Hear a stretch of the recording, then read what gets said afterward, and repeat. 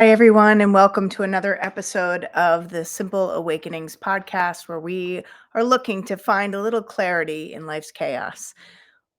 One of the things that I really wanted to talk about today was how do we learn to let go a little bit more so we can actually start to tap into what our superpower is? What do I mean by that? Well, so many times we exhaust ourselves because we have such a tight grip on the steering wheel of our life. Like we are trying to control outcomes. We're trying to control behaviors of ourselves, but also of other people. We're trying to control um, expectations, and we find ourselves just fighting, I think, what is, resisting what is. And so when we learn to let go a little bit more, this is when we can fully step into our power because we can really connect to what it is that's going on and what it is that we need in the moment. So let me give you some examples because I have to tell you, there are so many women that I see, myself included, where this tight grip of control and this need for control or for to have certainty or to have things go the way that we want things to go, have things kind of unfold as we want them to unfold. We attach to this, and let me tell you something. Life is not that way. One of the things that I have learned through all of the challenges that I've faced in my life is that life is not uncertain. And that the more I try to control things, the more exhausted I get, the more resistance I get from others, the more pushback I get from others, and the harder things actually become for me. Because when you have all these balls in the air and you're trying to juggle all these things and control all these things, something actually falls apart. And this is what I've experienced in my life. And I don't know, I'm sure many of you that are listening, especially if you're super women that are trying to do everything and be successful at everything you do, you've definitely dropped some balls. And so one of the things that I found is when I learned to be aware of that, the fact that I was trying to control and that I was resisting things. And when I was aware of what was stopping me from letting go, it was fear. It was fear of uncertainty. It was the fear of if I let go even a little bit, everything's going to fall apart. It was the fear of what other people were thinking, of judgment. It was the fear of missing out on something or not being good enough or not being able to keep up with, right? That kept me with that tight grip of control. And it was really through a process of self-discovery, self-awareness, and little moments of letting go that started to make me aware of the fact that the more I let go, the more peace and inner calm I found. The more I let go, the more clarity came because when I stepped back and took my foot off the gas, that's when I was able to kind of see the big picture of what was going on. But when I was like full speed ahead, I wasn't able to see what was really going on. When I was resisting what was going on because I was so focused on the outcome that I wanted, that I was resisting what actually was, I found that I created more obstacles in my path. How many of you guys can relate to what I'm saying? Can you think of a time where you were so focused on an outcome and as things didn't go the way that you wanted to, your grip of control and your need to control became even more so, and then you found like more challenges in your life, whether it was challenges with relationships, whether it was more obstacles in the path to getting the outcome that you wanted? How many of that resonates? Because this is normal. This is our natural inclination as human beings. So many of us are future focused.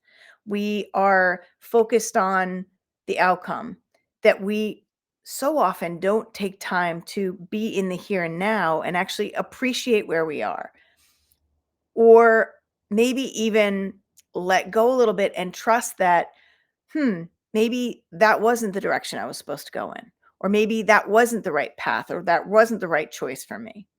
And when you allow yourself to let go, that's when that stuff starts to kind of show up and the clarity comes as far as what you really need or really want or what is truly meant for you. This is something when I think about people that, let's say, lose their job or don't get an opportunity, right? Like I've applied for a million TED Talks and there are a couple there, I haven't gotten one yet, still working on that. But when I think about, oh, wow, if I had gotten that TED Talk, then that TED Talk would have been bad timing for me because this was going on in my life, right? Or I think there was one that I really wanted, and it was right around when one of my sons was graduating. And I realized that there was a lot going on around that time, and I would have been distracted from what was truly important, which was celebrating my son. So these things have an amazing way of working out when we let go a little bit of control or let go of the outcomes. And this is why I say this is a superpower, because when we learn to let go, we are truly able to stand in our power and speak up for the things that we truly need. We're able to connect to what's really going on and what we are meant to be or meant to do versus what we are supposed to do or think we should do, right? All right, let me clarify this a little bit. So, when I think about, let me give you an example. So, I was just on vacation with my family, and um my family, I have a family of boys, and my husband and I can be are pretty high achieving. Both of us are high achieving. My whole family is pretty high achieving. And we like to do adventurous things, so we like to ski. I don't love skiing. I like to ski. But my husband and 2 of my 4 boys absolutely love to ski. And we were traveling and we took one vacation one time where we were at Solitude in Utah. And we did this for Christmas. It was like our Christmas present to everybody. We went to Utah. And my husband was in heaven because it was fresh powder and he chose this place because of all the powder. Now, I grew up on the East Coast. I am an East Coast skier. I don't know how to ski powder. I'm not good in powder. I got ice. I used to ski race, and I know how to ski ice, but I really don't know how to ski powder and I don't feel comfortable. And when I'm trying to ski something that's out of my comfort zone, all the nasty gremlins, all the negative thoughts start to spin in my head. That's what our brain is sort of hardwired to do, is to have that catastrophic thinking. Now, I do have the tools to get out of that catastrophic thinking. But I was meeting my husband and my kids, and by the way, one of my kids in particular is like me, and he likes to ski. He's trying to keep up with everybody, and my family is definitely the keep up family. He's trying to keep up, but like he's definitely pushed outside of his comfort zone and not having a ton of confidence, especially with the skill of skiing, especially skiing in powder. Those gremlins get a little bit louder. And some people are risk takers and they have more confidence, or they don't have that kind of fear that kicks in, and some people do. And it's not, one's not better than the other necessarily, it just is what it is. And so my son was not psyched to be skiing, my one of my sons, and the others were in heaven. And I remember saying to my husband, like, you know what, this is great for you, but you have to understand, this is really hard for, one of my guys and me. This is what your heaven is actually our hell. And that's extreme. But I was trying to just express that to him. And what's hard is, and I see this so much even in my industry, where so many people say, well, just do this. If you just do this, then you'll be able to overcome that. But there are some steps missing depending on where you are and what your mindset is. And so for me, I was supposed to be meeting my family because they gifted me with a massage. And I was supposed to be meeting them on another mountain that was connected. It was called Brighton, and it was connected to Solitude. So my husband said, just do this, go here, and you'll see it, and just meet us over there. I was like, okay, no problem. So here I am on my own, and I'm trying to follow the directions. And the path got pretty narrow. And It looked like a lot of trees and it looked like a lot of powder, but that was the only path that I saw. The other path was kind of farther away. I didn't know how to get there. So I thought, okay, I'm just going to do this. Needless to say, I'm skiing and all of a sudden I realize I'm in powder. I'm in steep powder and in the trees on a mountain. It's pretty steep. And I had this one person go whizzing by me and said, "Hey, are you okay? This is for experts." Now, I can get down anything, but my mind started to spin and I started to feel like, "Oh my God, like this is over my head. What if?" And that catastrophic thinking started to come. Now, I have the tools to calm myself down. And I pulled out every tool in my toolbox to chill out here and to let go of this fear and to let go of this building resentment and anger that was coming because I was, mad at my husband for taking me down that path or for not waiting for me or whatever. All this stuff started to build. And I was like, "Okay, girl, pull yourself together. Take some deep breaths." I had to pause and reset, which is what I teach all my clients to do. And I literally had to just take one turn after another. Well, then I fell. And let me tell you guys, trying to stand up when it's powder is really hard. It's hard to stand up, especially when you're on a hill. And I literally looked around me and there was no one around me. I'm in the trees, I'm in the powder. And again, this catastrophic thinking like, I'm going to die here and nobody's going to know it. My cell phone wasn't working. I was trying to call my husband to say, "Where are you? This is where I am." And again, if I let myself get pulled into this anger, resentment, fear, all that stuff, I would not have been able to rationally think and problem solve and get myself out of that situation. So I was able to calm myself down. I was able to pull myself up and take a couple more turns and kind of slide down a little bit. And then I saw sort of a path that was a little bit more groomed path that looked more like a trail. And I thought, okay, I just have to get there. Now I had to hike up there, but I got there. Needless to say, I was exhausted. I wanted to be done. I got down to the rest to meet up with my family. And I was like, yeah, this wasn't fun. So I had to let go of all the anger, all the fear, all that experience because I had to kind of be present and be able to do things with my family. But what I also had to do was to realize I can't keep up all the time, and nor can my other son. And it's not fair. Like, if I don't want to do something or if something's way outside my comfort zone, I get to choose if I'm in a place where I'm ready to step outside my comfort zone. How far do I go outside of my comfort zone? But if I am attaching to trying to please other people, like please my husband, please my kids, if I am attaching to um, you know, not wanting to be thought of as a wuss or not wanting to feel like I'm bailing when I should be doing this, I should be doing that, then it's hard for me to speak up. But I realized then if I don't, this is all about my choice. And if I speak up, I don't want to be doing something, then I need to vocalize that. And I need to have the courage to say, you know what? I don't feel comfortable doing that right now. I'm not in the right mindset. So I'm not going to do that. I'm going to do this instead. And that's where I start to take my power back. But I have to let go of so many other things in order to do that. I have to let go of pleasing others. I have to let go of expectations of others. I have to let go of anger and resentment, right? All that stuff. So I had another episode just this past week skiing with my family. And again, it was one of those things where could I do something? Absolutely. Could I get down anything? Yes. I am a fairly skilled skier. I can get down stuff. And my husband was talking about getting outside our comfort zone, and my two of my boys and my husband were trying to give tips and um, techniques to get down. And I had to really pause for a second because they were saying to me, I want everybody to ski together. And one of my sons and I we weren't comfortable with some of the situations. The visibility was bad.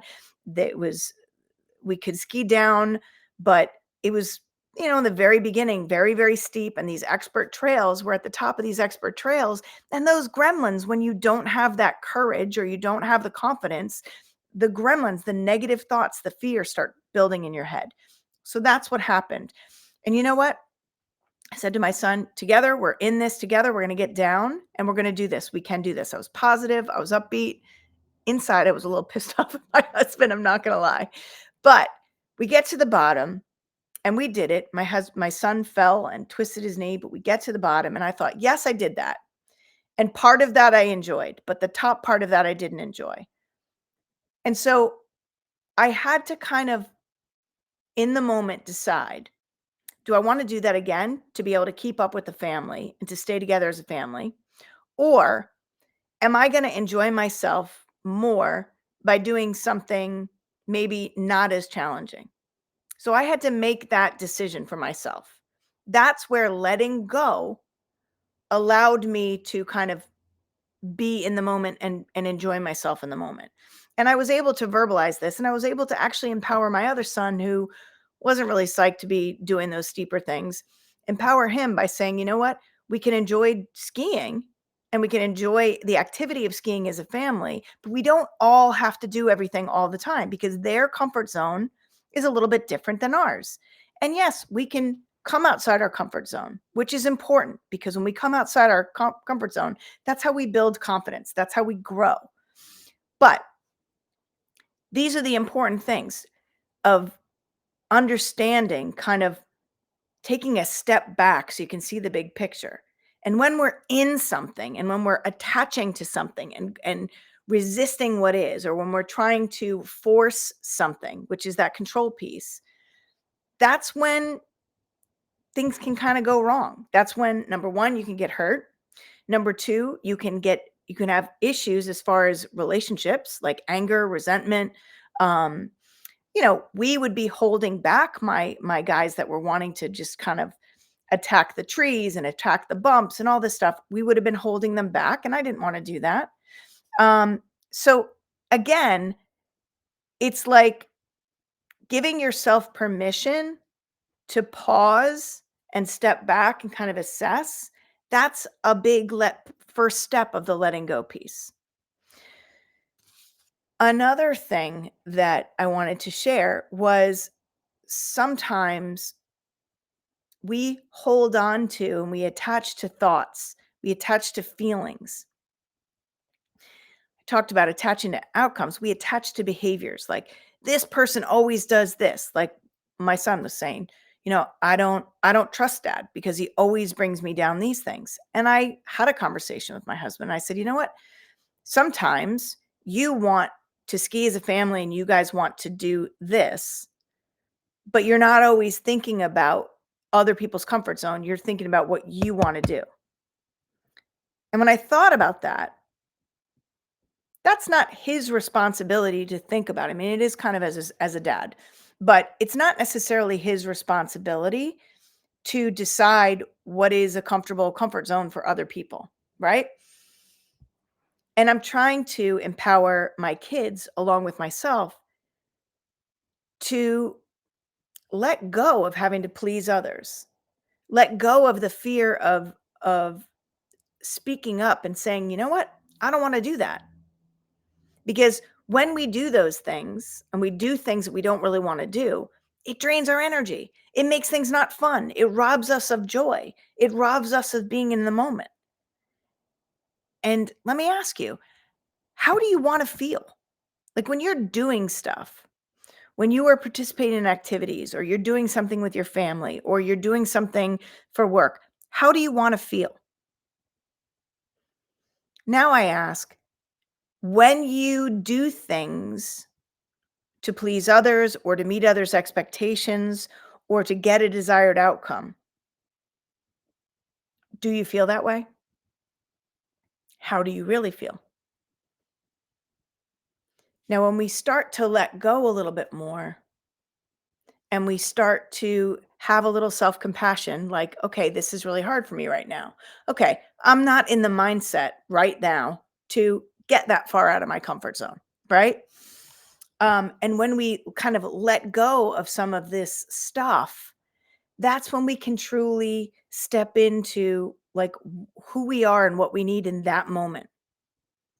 And so what robs us sometimes is these thoughts and these we think are feelings, but they're actually thoughts. And they're thoughts. If I, you know, I am weak if I don't do this, or I'm not capable if I don't do this, versus a feeling of I'm not feeling confident right now. Right? What do I need to be confident? I need to do something that I know I can do to build that confidence so then I can do something else. And getting outside of your comfort zone definitely will build confidence and will help with growth. But you have to know where you are and what you're capable of. And sort of letting go of where you think you're supposed to be is going to actually allow you to meet yourself where you are. Does that make sense? So, how do we do this? How do we learn to let go more? Well, it's really hard for a lot of us superwomen because we like being in control. And when you are success driven, you think, well, I have to do this because I have to get to that outcome, and the outcome is success. But I'm here to tell you that that tight grip of control and the drive to do and to do more and to push is actually derailing you. It's actually holding you back because it doesn't allow you to kind of see the big picture, and it doesn't allow for any detours or any changes. Because sometimes where we think we want to go isn't actually where we need to be. So, how do we do this? Well, the first thing that we absolutely have to do is to notice notice those times where we are being a little bit rigid, where we are kind of tightening our grip a little bit, when we're trying to control things, trying to fix things, when we're judging others or feeling judged by others. Notice the behaviors that we have that kind of lead us maybe down a path that's not the right path. Notice when we are resisting what's happening. That's the first step, is to notice these things, to be aware of what's going on. That's when you give yourself permission to kind of pause and take in the big picture, not attach to it, not judge yourself, but to just notice and say, okay, well, what's really going on here? And why is this going on? Without attaching or judging to it, just being aware of it. Because when you're aware of something, that's when you can start to make changes.